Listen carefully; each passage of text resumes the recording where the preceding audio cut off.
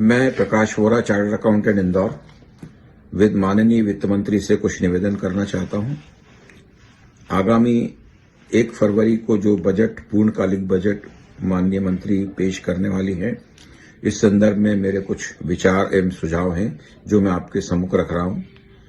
सर्वप्रथम तो मैं सरलीकरण की बात करूंगा। जब सरलीकरण की बात होती है, पिछला इतिहास है कि इसमें जटिलताएं अधिक और सरलीकरण कम हुआ। चूंकि माननीय वित्त मंत्री ने पिछले बार यह घोषणा की थी कि इसको सरलीकृत रूप में नया अधिनियम प्रस्तुत किया जाना है, और मेरा ऐसा अनुमान है कि शायद इस पर विचार विमर्श भी जारी है। तो ऐसी स्थिति में इस बात का अवश्य ध्यान रखें कि वह वास्तव में सरलीकृत हो और ज्यादा जटिलताएं पैदा न करे। इसी तरह का कोई बजट में प्रावधान हो और वैसा ही कानून पेश किया जाए तो ज्यादा बेटर होगा।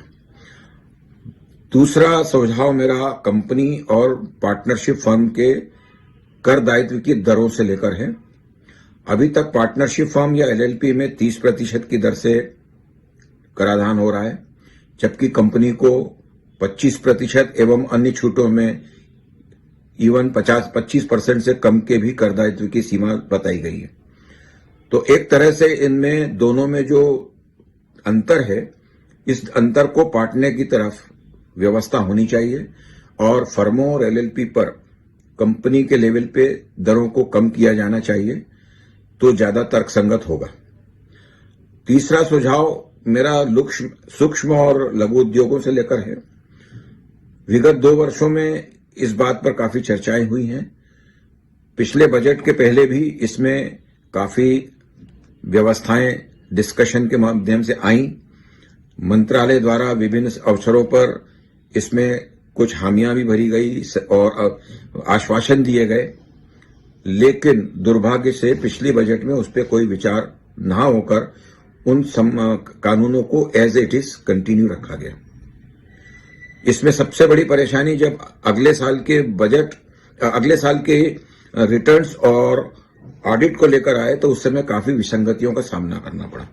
तो मेरा ऐसा निवेदन है कि इस संबंध में पुनः विचार की आवश्यकता है, और यदि इसकी समय सीमा 45 दिन या 15 दिन से बढ़ाकर आयकर विवरणी से जोड़ दी जाए तो ज्यादा बेहतर होगा।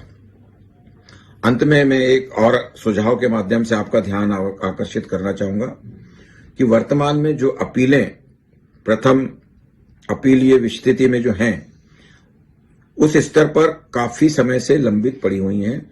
इनका निराकरण काफी वर्षों से नहीं हो पाया है और इस वजह से व्यवसायियों का काफी समय से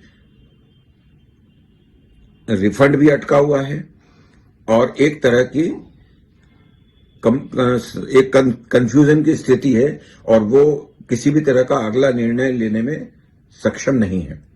साथ ही देर होने की वजह से विभाग पर भी अतिरिक्त ब्याज की जिम्मेदारी बनती है। तो ऐसे में एक समय सीमा निर्धारित हो जिसमें अपीलीय अधिकारी उस समय सीमा में उस अपील का निर्णय करें और व्यवसायियों को आश्वासन दें कि वो समय सीमा में ही उसका निराकरण कर उचित निर्णय देंगे। धन्यवाद।